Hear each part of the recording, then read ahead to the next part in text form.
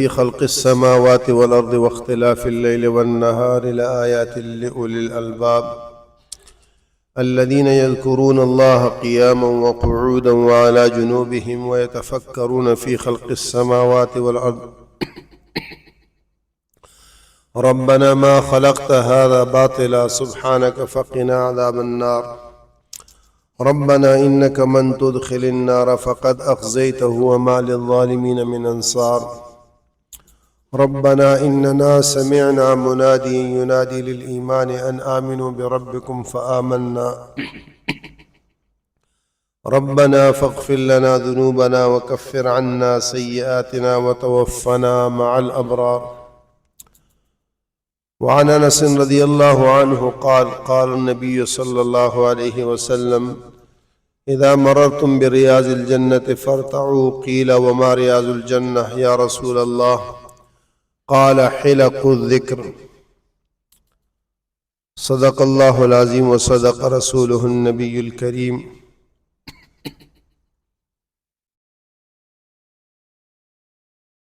تمام تعریفیں اللہ کے لیے ہیں جو آسمانوں اور زمینوں کا بنانے والا ہے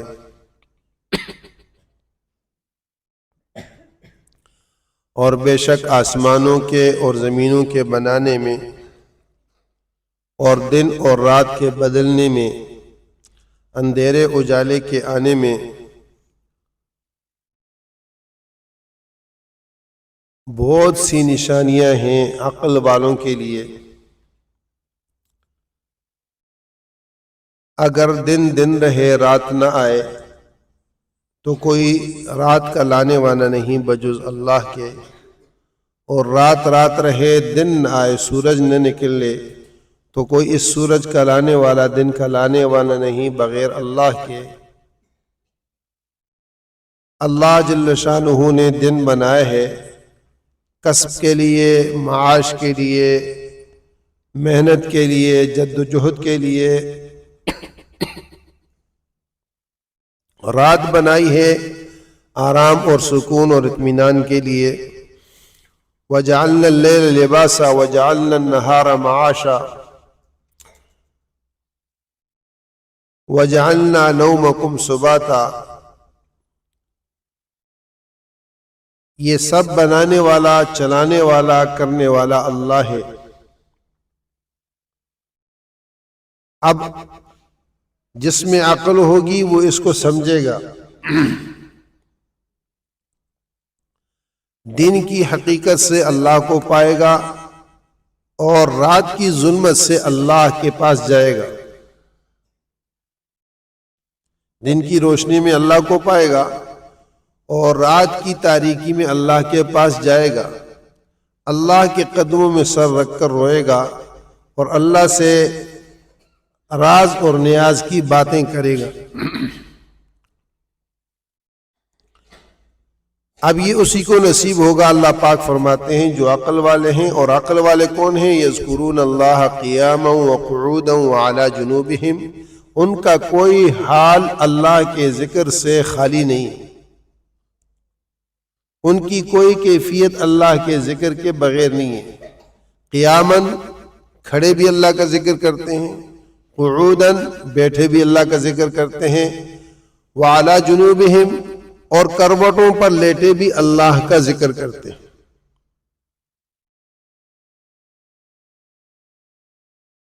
کوئی حال ان کا اللہ کے ذکر سے خالی نہیں. اللہ جل شانہ کا ذکر تمام چیزوں کے اندر یہ قیمتی ترین چیز ہے.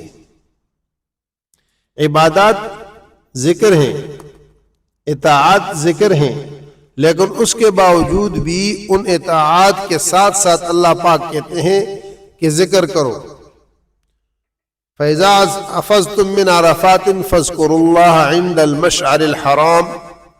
جب عرفات سے واپس لوٹو، یہ عرفات میں سارا ذکر ہے، راستے میں تلبیہ وہ بھی ذکر ہے، لیکن جب تم مزدلفہ پہنچو، مشعر حرام کے قریب تم پہنچو تو فَاذْكُرُوا اللَّهَ، پھر اللہ کا ذکر کرو. فَإِذَا قَضَيْتُم مَّنَاسِكَكُمْ فَاذْكُرُوا اللَّهَ كَذِكْرِكُمْ آبَاءَكُمْ. اور جب تم مناسک حج سے فارغ ہو اور مینا میں ٹھہرو تو پھر اللہ کا ذکر کرو جیسے کہ تم اپنے باپ دادوں کا ذکر کرتے ہو، او اشد ذکرہ، یا اس سے بھی زیادہ اللہ کا ذکر کرو، اللہ کے گن گاؤ، اللہ کے گن گاؤ۔ جب کوئی کسی کے اوپر احسان کرتا ہے تو جس پر احسان کیا جاتا ہے وہ ہر محفل مجلس میں کہتا ہے کہ فلان نے مجھ پر یہ احسان کیا، فلان کا مجھ پر یہ کرم ہوا، اس نے یہ مہربانی کی، اس نے میرے ساتھ یہ بھلائی کی، یہ حسن سلوک کیا، مجھے کھلایا ہے، مجھے پہنایا ہے، میری تکلیف دکھ میں میری مدد کی ہے، میری پریشانی کو اس نے حل کیا ہے۔ جبکہ حقیقتاً ان تمام نعمتوں کا دینے والا اللہ ہے، وہ زیادہ حقدار ہے اس بات کا کہ اس کا ذکر ہو، کثرت سے ہو، کہ حقیقت میں کھلانے والا اللہ ہے، پلانے والا اللہ ہے، اور سلانے والا اللہ ہے، اٹھانے والا اللہ ہے، اور جب بیماری آئے شفا دینے والا اللہ ہے۔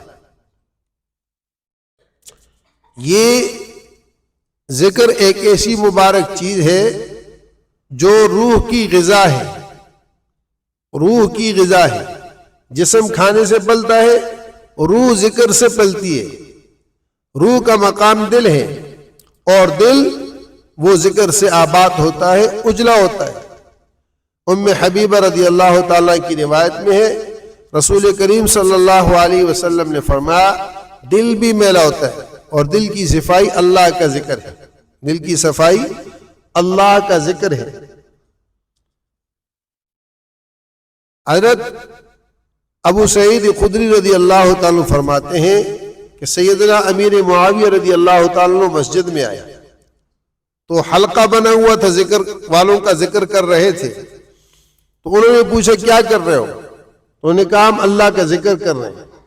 تو حضرت امیر معاویہ رضی اللہ تعالیٰ نے فرمایا اللہ ذالک، تمہیں اللہ کی قسم یہی بات ہے کہ تم ذکر کر رہے ہو؟ انہوں نے کہا اللہ، اللہ کی قسم، نحن نذکر اللہ، ہم اللہ کا ذکر کر رہے ہیں۔ دوبارہ قسم دی، انہوں نے دوبارہ کہا۔ تو اس پر حضرت امیر معاویہ رضی اللہ عنہ نے فرمایا کہ میں نے تمہیں قسم کسی بدگمانی کی وجہ سے نہیں دی، بلکہ میں رسول کریم صلی اللہ علیہ وسلم کے ساتھ ایسے ہی مجلس میں ہم آئے، مسجد کے اندر رسول پاک صلی اللہ علیہ وسلم پہنچے اور ایک حلقہ ذکر کا لگا ہوا تھا۔ حضور صلی اللہ علیہ وسلم نے ان سے پوچھا تم کیا کر رہے ہو؟ انہوں نے کہا ہم ذکر کر رہے ہیں۔ تو حضور کریم صلی اللہ علیہ وسلم نے ارشاد فرمایا کہ تمہیں اللہ کی قسم تم ذکر کر رہے ہو؟ اور انہوں نے کہا کہ اللہ کی قسم ہم ذکر کر رہے ہیں۔ حضور اقدس صلی اللہ علیہ وسلم نے پھر ان کو قسم دی، انہوں نے پھر کہا، تیسری مرتبہ پھر انہوں نے قسم کے ساتھ کہا کہ ہم اللہ کا ذکر کر رہے۔ تو رسول کریم صلی اللہ علیہ وسلم نے ارشاد فرمایا کہ میں نے تمہیں کسی بدگمانی کی وجہ سے قسم نہیں دی، میرا تمہارے اوپر کوئی اور گمان نہیں تھا، دراصل قسم اس لیے دی کہ جبرائیل امین نے آ کر مجھے بتایا کہ اللہ جل شانہ تم لوگوں پر فخر کر رہے ہیں، اللہ جل شانہ تم لوگوں پر فخر کر رہے ہیں۔ تو میں ہی جاننا چاہتا تھا کہ اس عمل کے علاوہ کوئی اور عمل تو نہیں ہے، اس عمل کے علاوہ کوئی ایسا عمل جیسے حضور اقدس صلی اللہ علیہ وسلم تشریف فرما تھے، صحابہ کی مجلس میں ایک صاحب آئے اور اعضائے وضو سے ان کے پانی ٹپک رہا۔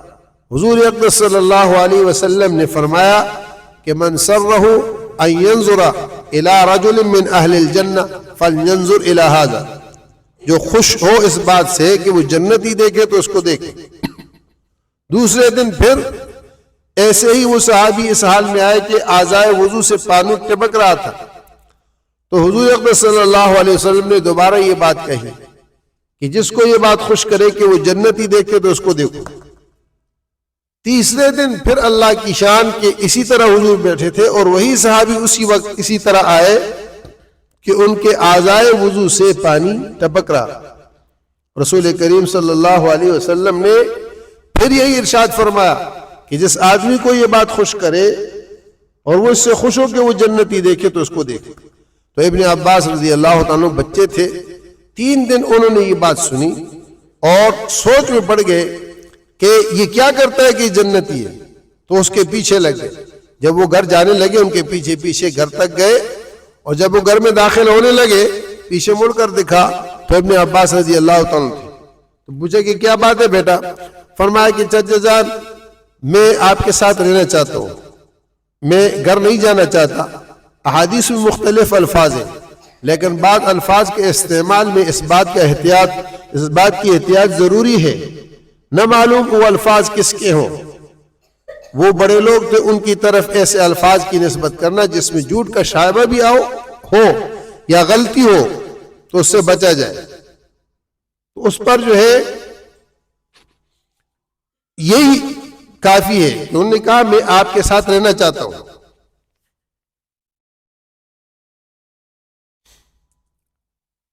تو انہوں نے کہا کہ بہت اچھا ہے۔ 3 دن ابن عباس رضی اللہ تعالیٰ دن اور رات میں سائے کی طرح اس شخص کے ساتھ رہے۔ جب 3 دن پورے ہو گئے تو انہوں نے ان سے کہا کہ چچا جان میں آپ کے ساتھ اس لیے رہا کہ میں نے 3 دن زبان رسالت سے رسول کریم صلی اللہ علیہ وسلم سے یہ بات سنی کہ تم جنتی ہو۔ میں دیکھنا چاہ رہا تھا کہ آپ کرتے کیا ہیں، تو آپ تو کوئی خاص کام نہیں کر رہے، جو سب مسلمان کر رہے ہیں وہی تم کر رہے۔ اس نے کہا کہ ہاں بیٹا یہی ہے، جیسے سب مسلمان اعمال کرتے ہیں وہی میں کرتا ہوں، اور کوئی خاص چیز نہیں ہے۔ تو جب جانے لگے تو ان صحابی نے ان کو پیچھے سے آواز دی اور بلایا اور کہا کہ بیٹا میرے اعمال تو وہی اعمال ہیں اور کوئی خاص عمل نہیں ہے، البتہ یہ ہے کہ میں روزانہ سوتے وقت تمام مسلمانوں کو دل سے معاف کر کے سوتا ہوں، میں دل میں کسی کے متعلق کوئی میل نہیں رکھتا،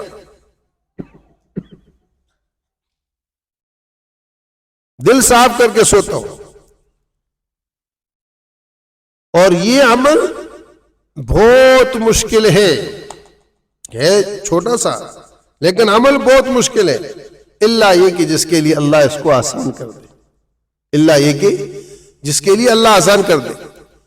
تو اسی طرح یہاں پر بھی حضرت امیر معاویہ رضی اللہ تعالیٰ عنہ ان لوگوں سے کہا کہ کسی بدگمانی کی وجہ سے نہیں تھا، بلکہ رسول کریم صلی اللہ علیہ وسلم نے ان لوگوں سے یہ کہا کہ اللہ جل شانہ تم لوگوں پر فخر کر رہے ہیں اپنے فرشتوں میں، تو میں جاننا چاہتا تھا کہ اس کے علاوہ کوئی اور چیز تو نہیں ہے جس کی وجہ سے فخر ہو۔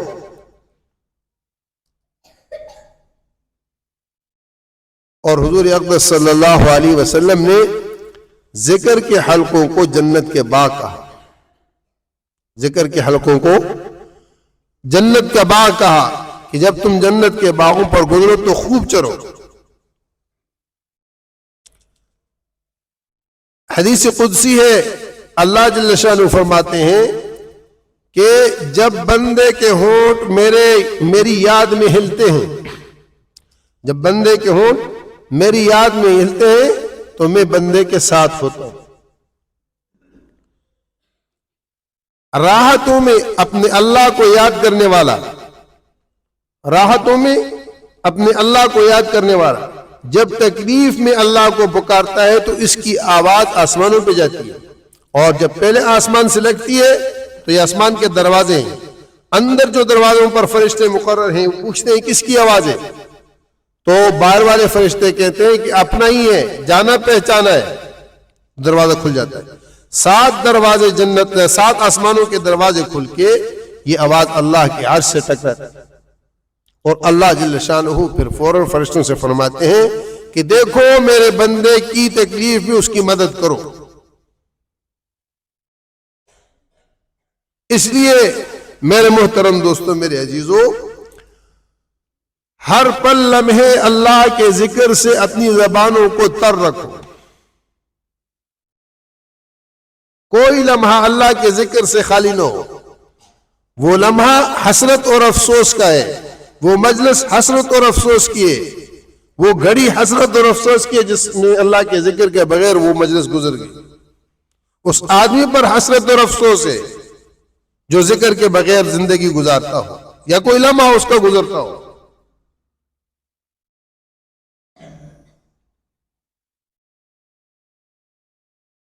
اللہ کا نام ہر حال میں ہر ایک کے لیے وہ نفع اور خیر کی صورت ہے، بھلائی اور کامیابی کی اور کامرانی کی صورت ہے. اور جس کو اللہ اپنے نام لینے کی توفیق عطا فرما دیں، اس کا مقصد یہ کہ اللہ کو اس سے محبت ہے. اللہ مجھے آپ کو سب کو نصیب فرمائے. الحمدللہ رب العالمین والصلاة والسلام علی سید الانبیاء والمرسلین سیدنا و مولانا محمد وعلى آلہ وصحبہ اجمعین. یا اول الاولین یا آخر الآخرین یا ذا القوة المتین یا راحم المساکین یا ارحم الراحمین یا حلیم یا علیم یا علی یا عظیم یا اول یا آخر یا ظاہر یا باطن انکا علی کل شیء قدیر. اللهم إني أدعوك الله وأدعوك الرحمن وأدعوك البر الرحيم وأدعوك بأسمائك الحسنى كلها ما علمت ومنه وما لم أعلم أن تغفر لي وترحمني ولأمي وأبي وأبائي وأجدادي وعزتي وأقاربي ومشايخي وأساتذتي وأصدقائي وللمؤمنين والمؤمنات والمسلمين والمسلمات الأحياء منهم والأموات إنك سميع قريب مجيب الدعوات. اے اللہ اپنے فضل و کرم سے ہمارے صغیر کبیر گناہوں کو معاف فرما، پوری امت کو معاف فرما. ہم تیرے فقیر مسکین بھوکے ہیں کھلا، ننگے ہیں پہنا. یا اللہ بیمار ہیں شفا عطا فرما. یا اللہ مقروض ہیں قرض ادا فرما. یا اللہ قسم پرسی کے عالم میں ہماری مدد اور نصرت فرما. ہمیں ہمارے نفسوں کے، شیطان کے اور اپنے غیر کے حوالے نہ فرما، انسانوں کے اور جنات کے اور شیاطین کے حوالے نہ فرما. اپنے فضل کا معاملہ فرما، اپنے کرم کا معاملہ فرما، لطف و احسان کا معاملہ فرما، ستاری غفاری کا معاملہ فرما. اے کریم اللہ اپنے ہاں سے ہمارے لیے دنیا آخرت کی بلائی کے فیصلے فرما. ہماری تمام پریشانیوں کو دور فرما، الجھنوں کو ختم فرما. اے اللہ مسجد ام رومان کی تعمیر اور اس کے اللہ اخراجات کی صورت میں پیدا فرما. جامع بیت العتیق کے لیے یا اللہ سڑک سے سڑک تک یہ بلڈنگ اور ساتھ کا یہ پلاٹ سارا کا سارا یہ اللہ جامع کو عطا فرما، عافیت مقدر فرما. یا اللہ یہاں کی ضرورتیں ہیں، اخراجات ہیں، یا اللہ ان سب کو اپنے غیب کے خزانوں سے پورا فرما. بجلی کا، گیس کا، پانی کا، لیز کا، جتنا بھی یا اللہ مسائل کے اعتبار سے مسائل، ان سب مسئلوں کو حل فرما. اے اللہ اپنے فضل سے، لطف و کرم سے، لطف و احسان سے جو ہمارے محسنین ہیں، معاونین ہیں، یا اللہ ہم سے تعلق رکھتے ہیں، محبت کرتے ہیں، یا اللہ جامع کے ساتھ جانی، مالی، فکری، دعا کے اعتبار سے ہمارے ساتھ شامل حال ہیں. یا اللہ ہمارے گھر والے ہیں، ہمارے بچے ہیں، ہمارے دوست ہیں، ہمارے بھائی ہیں، یا اللہ مؤمنین ہیں، مسلمان ہیں، سب کو اس کا بہترین بدلہ نصیب فرما. یا اللہ تو بہت عظیم ہے اور تیرے یا اللہ نسبت سے جو کام ہو رہا وہ بھی عظیم ہے. تیرا گھر ہے یہ عظیم ہے، تو عظیم ہے، اس میں لگنا عظیم ہے. تیرا وعدہ ہے جو اس کی تعمیر میں لگے گا میں اس کے لیے جنت بناؤں گا، جنت دوں گا. اے کریم اللہ ہمیں ان وعدوں کے ساتھ اس پہ یقین رکھتے ہوئے اس عمل میں لگنے کی توفیق نصیب فرما اور اس کے غیب سے انتظامات پیدا فرما، اپنے فضل سے آسانیاں پیدا فرما. یا اللہ یہاں طلباء تیرے مہمان ہیں، یا اللہ تو اپنے مہمانوں کا سب سے زیادہ حق رکھنے والا ہے اور خیال رکھنے والا ہے. ان کی ضرورتوں کو غیب سے پورا فرما اپنے فضل کرم لطف و احسان سے. اے اللہ ہمارے گھروں کی، ہمارے دوستوں کی، ہمارے ساتھیوں کی، ہمارے محسنین کی تمام ضرورتوں کو پورا فرما، مقاصد کی تکمیل فرما، پریشانیوں کو دور فرما، امت کی پریشانیوں کو دور فرما، اس ملک کی پریشانیوں کو عافیت سے بدل دے، خیر سے بدل دے، احسان سے بدل دے. اے اللہ بھلائی سے بدل دے. اے اللہ شرور کو، فتنوں کو ختم فرما. اپنے فضل کرم لطف و احسان سے امت کے ساتھ بھلائی اور خیر کا معاملہ فرما. اے کریم اللہ ہمارے مرحومین جو دنیا سے جا چکے ان کی قبروں کو جنت کا باغ بنا، سیئات کو حسنات سے مبدل فرما. ہمارے بہنوں اور بھائیوں اور بچوں کے مسائل کو حل فرما. اے اللہ اپنے فضل سے ہماری دعاؤں کو قبول و منظور فرما. آمین آمین یا رب العالمین. وصلی اللہ علی حبیبہ محمد وعلی